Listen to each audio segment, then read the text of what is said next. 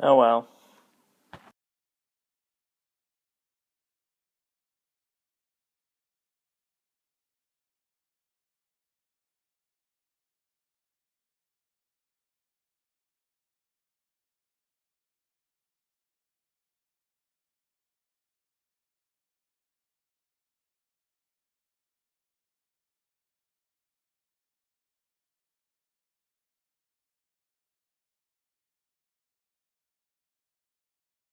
Yes, yes, yes. The Dodge Caliber. I actually seen one when they came out back in 2007, and I tell you the truth, it's probably one of the most ugliest cars that ever came out of Dodge. But without further ado, let's start out with the exterior, shall we?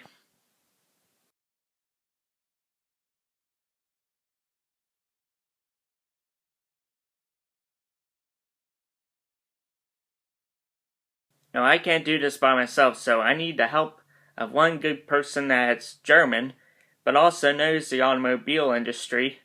Well, not the American automobile industry, but the German automobile industry, but has worked to help the Chrysler Corporation back in the early 2000s. And this guy's name is Dr. Z. No. Oh, come on. Everybody wants to know about the Dodge Caliber. Can you give me just something? Uh, uh, what's about the time? Vito say. Well, if you can't tell me, I'll just do it myself. The exterior of the Dodge Caliber isn't really anything to brag about. It's nothing sporty. It's just a car with just four wheels and headlights and stuff. But if you want something that looks sporty, just don't get a Dodge Caliber.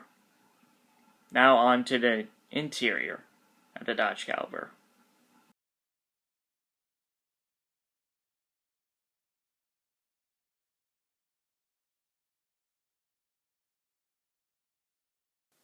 The interior of the Dodge Caliber isn't much to write home about. It's just made out of plastic, pretty much all of it.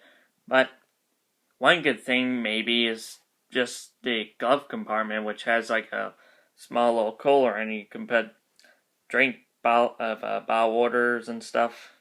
But that's about it. So let's go on to the engines.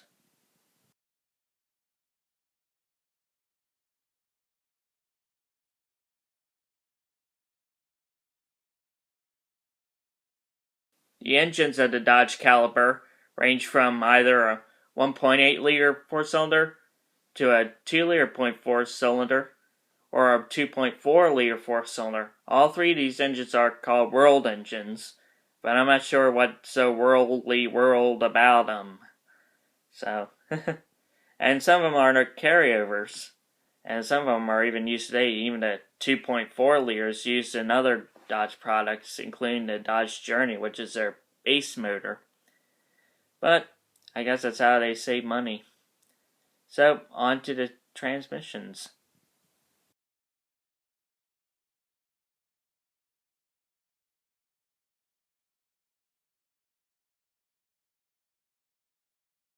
The transmissions of the Dodge Caliber are nothing to brag about. I mean, they're just transmissions. Well, there's a manual transmission, but I mean, there's one transmission that's odd, and that's the CVT, or the continuous variable transmission, and it's the first one for the brand, and it's actually an odd one because they never made one before, and take a company like Nissan that's been making their CVT transmissions for years now, and are now in pretty much all their vehicles, including like the Sentra, the Maxima, and who knows, maybe might go into some of their high performance cars. And now CVTs now these days have simulated gears that can actually simulate actual gears instead of being like one continuously position, or like one solid gear that feels like most of the earlier CVTs had a tendency of being like.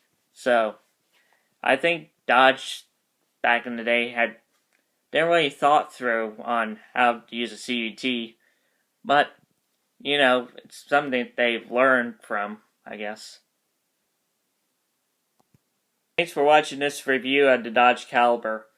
Now, I know that the Dodge Caliber is not made anymore. It's now replaced by the Dodge Dart, and I test drove one a few years back.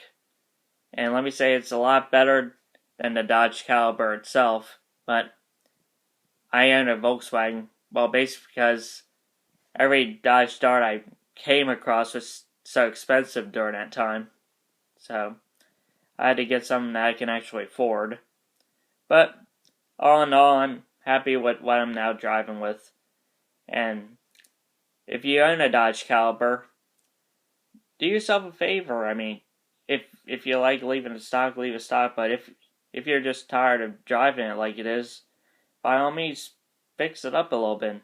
Maybe it'll handle better, or maybe you might impress some other people that might want to change up their Dodge Caliber. Well, have a good one, and please feel free to subscribe to my YouTube channel.